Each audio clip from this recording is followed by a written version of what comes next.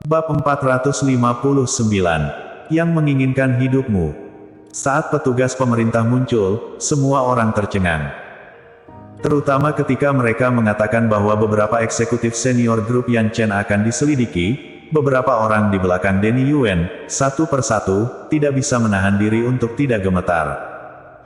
Alis Denny Yuen juga berkerut, dan sedikit ekspresi serius akhirnya muncul di wajah tenang itu.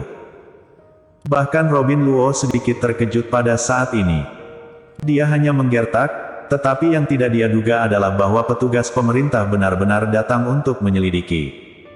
Mungkinkah Jerry yang melakukannya? Memikirkan hal ini, Robin Luo tanpa sadar melihat ke arah Jerry yang di sampingnya, hanya untuk melihat Jerry yang duduk di sana dengan wajah tenang, memainkan ponselnya. Aura dingin melintas di mata Denny Yuen dan tatapannya menyapu tubuh Jerry yang tanpa jejak. Petugas pemerintah yang memimpin, menyebutkan lebih dari 10 nama berturut-turut, dan yang mengejutkan semua orang, mereka yang namanya disebutkan adalah semua eksekutif yang tidak menghadiri rapat. Yaitu, mereka yang berdiri di belakang Denny Yuen saat ini. Semua rekening bank kalian telah dibekukan, serta semua aset atas nama kalian, seperti properti dan mobil, telah disita oleh pengadilan. Sekarang kalian akan ikut dengan kami dan diselidiki. Petugas pemerintah itu berkata dengan dingin, tanpa sedikit pun emosi di wajahnya. Para eksekutif yang namanya disebutkan semuanya pucat dan lemas. Segera setelah itu, sekelompok besar petugas pemerintah berseragam bergegas masuk ke ruang konferensi dan langsung membawa semua eksekutif itu pergi. Permisi. Setelah semua ini selesai, petugas pemerintah yang memimpin berkata sambil melihat ke arah Robin Luo dengan anggukan kepala dan rasa hormat di matanya. Setelah mengatakan itu, dia langsung memimpin anak buahnya untuk berbalik dan pergi. Robin Luo tercengang. Barusan, petugas pemerintah yang memimpin kelompok itu menyapa dirinya. Tapi, meskipun dia menyapa dirinya, mengapa ada rasa hormat di matanya? Tiba-tiba, Robin Luo memikirkan sesuatu, dan langsung terkejut. Dia sama sekali tidak mengenal petugas pemerintah yang memimpin kelompok barusan. Dengan statusnya, petugas pemerintah tidak perlu menyapanya sama sekali. Hanya ada satu kemungkinan, petugas pemerintah yang memimpin kelompok menyapa Jerry yang ada di sampingnya, dan rasa hormat yang ditunjukkannya juga karena Jerry Yang. Memikirkan hal ini, Robin Luo semakin terkejut di dalam. Untuk sementara, ketenangan kembali lagi ke ruang konferensi yang besar. Tidak ada seorang pun di belakang Denny Yuen, dan ekspresi wajahnya menjadi sangat buruk.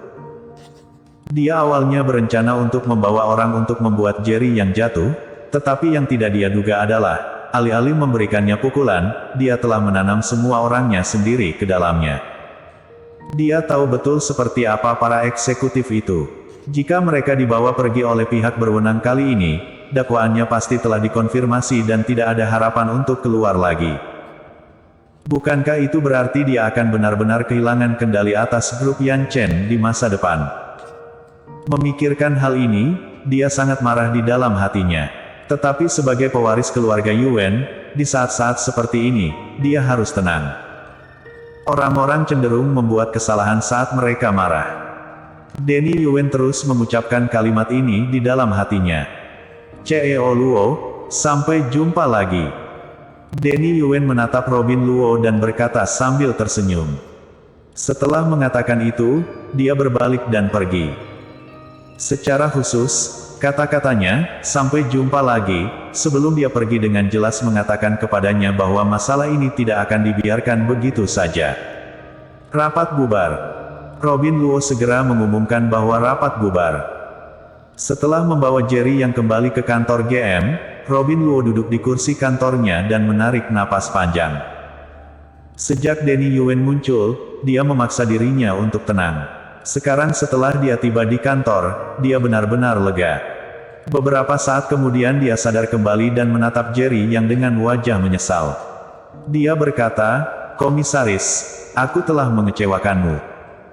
Jerry yang menggelengkan kepalanya dan berkata sambil tersenyum ringan, "Kamu mampu menahan tekanan Denny Yuen dan menghadapinya secara langsung, itu sudah di luar dugaanku."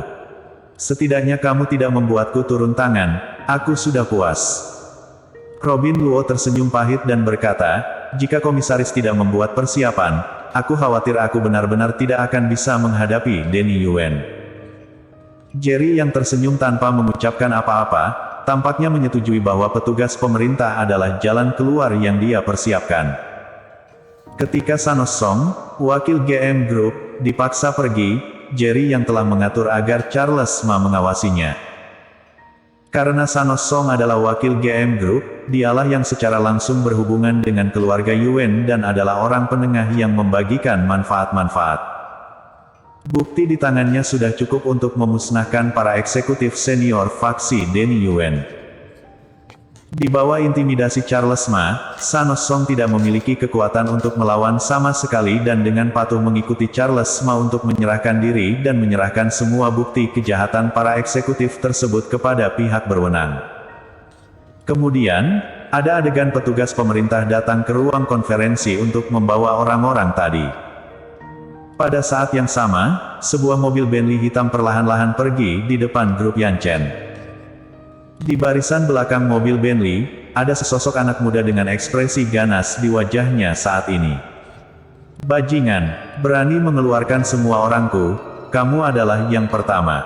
Adikku yang baik. Denny Yuen mengertakkan gigi dan berkata, niat membunuh bersinar di matanya. Tuan muda Denny, apakah kamu ingin aku mengambil tindakan? Pada saat ini, seorang pengawal gagah yang duduk di kursi penumpang tiba-tiba berkata dengan suara yang dalam.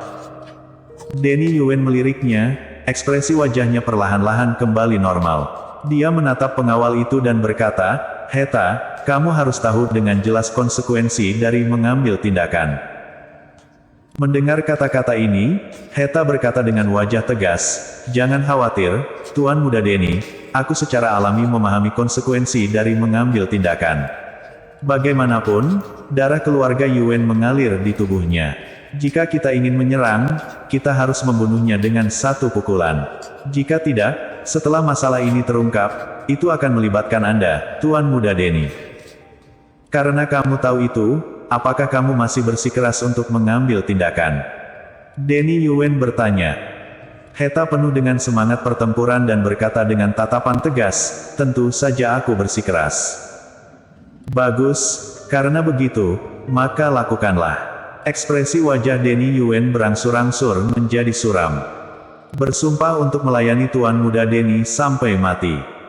Suara Heta, yang seperti petir, tiba-tiba terdengar. Sebagai pewaris keluarga Yuen, seberapa menakutkan kekuatan pengawal di sisinya. Bukannya Denny Yuen tidak ingin bergerak melawan Jerry Yang, tetapi konsekuensi dari kegagalannya sangat serius. Di sisi lain, Jerry yang sudah meninggalkan grup Yanchen. Sekarang hambatan dalam grup Yanchen telah sepenuhnya diselesaikan. Meskipun perkembangannya untuk sementara terhenti, reputasi grup Yanchen sudah ada di luar sana. Dengan Robin Luo, seorang ahli bisnis, diyakini bahwa dalam waktu singkat, grup Yanchen akan kembali ke kondisi puncaknya lagi. Pada pukul 18, Jerry yang menerima telepon dari Vivi Han dan membuat janji untuk makan malam. Kak Yang, aku punya kabar baik, aku telah berhasil dalam lamaran pekerjaanku dan aku akan menjadi karyawan grup Yanchen mulai sekarang. Begitu dia melihat Jerry Yang, Vivi Han berkata dengan penuh semangat. Jerry yang tersenyum dan berkata, selamat kalau begitu. Secara alami, dia tidak akan memberitahu Vivi Han bahwa lamaran pekerjaannya yang berhasil bukan hanya karyawan tingkat bawah, tetapi sekretaris GM Grup Yanchen. Tidak banyak orang di sekitar Jerry yang dia percayai, keluarga Han di Jiangping dianggap sebagai keluarga yang dapat dipercaya. Jerry yang sendiri memiliki hubungan yang sangat baik dengan Alfredo Han. Karena Vivi Han adalah cucu kesayangan Alfredo Han, dia secara alami dapat dipercaya. Jika dia bisa melatih Vivi Han, dia bisa menjadi bantuan besar bagi dirinya. Setelah mereka berdua makan, hari sudah benar-benar gelap. Jerry yang mengantar Vivi Han ke pintu masuk Universitas Kota Yan dan berkata sambil tersenyum, kamu pergilah, aku juga harus pergi. Tepat pada saat itu, niat membunuh yang mengejutkan tiba-tiba muncul. Jerry yang hanya merasakan hawa dingin di punggungnya.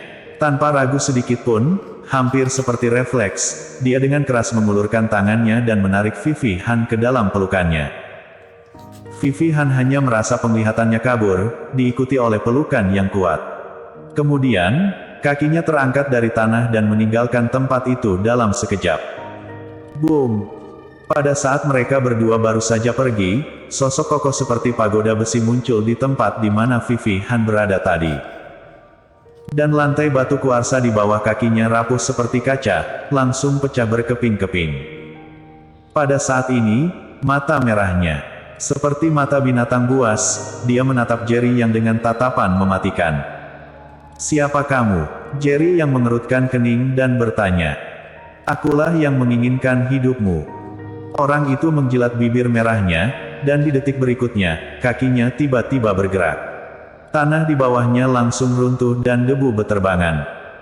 Dan sosoknya sudah menghilang dari tempat itu, bergegas langsung menuju Jerry yang bersambung.